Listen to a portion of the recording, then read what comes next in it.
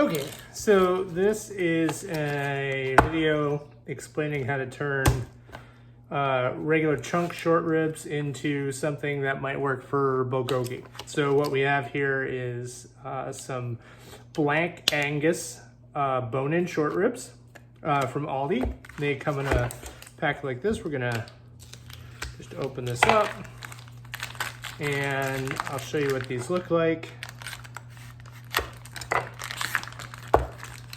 When we take them out, you'll see that they are in chunks.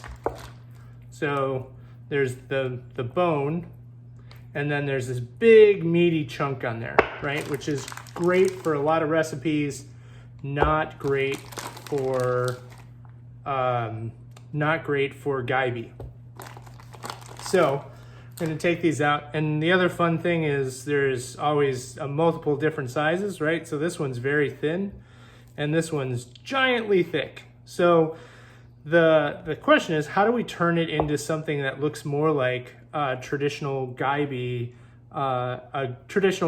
cut, which is actually sort of a long strip of meat? And the key here is that the meat has to be really thin, because this is not going to cook very long. It's going to go very fast. When we put it on the grill, we have it at high heat. It comes in, it just flash cooks, and then it's done. So a big chunk of meat like this is going to be too thick for that. So what we're going to do, I think we're going to start with this big thick one actually, because that's probably the easiest one to show this on. These other ones are going to get a little trickier. But the thought here is, if we do a zigzag pattern in the cut where we leave a little bit at the end, right? So we cut from here all the way in, all the way down, that opens this up, and then we do the reverse on this side and we cut from here all the way down, then we basically have taken this meat and cut this big chunk of meat into 1/8 or 1/4 inch strips. So that's what we're gonna do. Hopefully this is coming up on camera. Okay, great. So I'm using a very small knife. You can use something bigger if you're more comfortable with it. But because this meat is so small, I want a lot of control over what I'm doing. So what I'm gonna do is I'm just gonna figure out exactly how much meat I want away from the bone here. So I think I want about 1/8 of an inch. And I'm just going to make an initial cut. And what this does is this defines exactly how much meat I'm gonna have for my fold. And I'll show you what that means in a second. So all we need to do is clean this up a little bit. Very sharp knife, and you want a very sharp knife. And see, now what we've done is we have this bone here, we have a little bit of meat on the bone, and now we've opened this up to a big flat piece.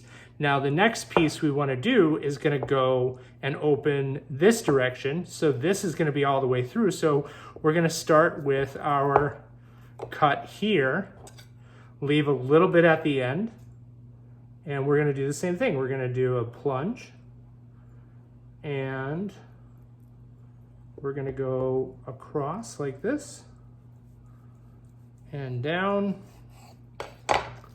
and then just clean up our edges a little, but don't go all the way through. And there we go. So what we have now is we have a nice flat piece of meat. Needs a little bit better here. We have a nice flat piece of meat all the way across.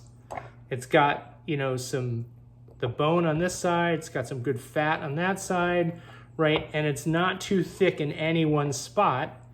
And it looks a lot like a traditional Galbi cut.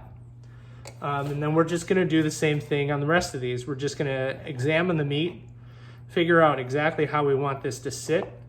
So I think on this one, because there's meat at this end over here, I think I'm gonna go this way first. So we just start with our plunge, come across and down, open it up, clean it up.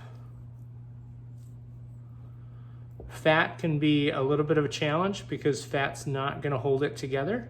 So you just got to make sure you don't have some big giant chunk of fat like that guy right there, right? So I got to be careful that that I'm not just holding it all together with fat, that I actually have some meat that's going to hold it together. And again, we want this end to swing out like that. So we're going to create our hinge on this side. We plunge down, cut down like this, and then we open it up and we clean it up a little bit. And now we have our second one done. Yay! All right, on to the third one. Again, there's meat on this end, not on that end, so let's hinge it on the meat side. And this one, it's not very thick, so I'm actually thinking I'm gonna just do a single cut. So I think I'm gonna just do one and call it a day. So we're gonna come in here and come down. Be careful that you don't cut your hand, that you are not the meat that is being cut, especially when you have a very sharp knife and a very small piece of meat like this. And then we spread it out and we see how that looks, and not too bad. So, and we'll just do our last one here. Now this one's gonna be a little tricky. This is very tiny.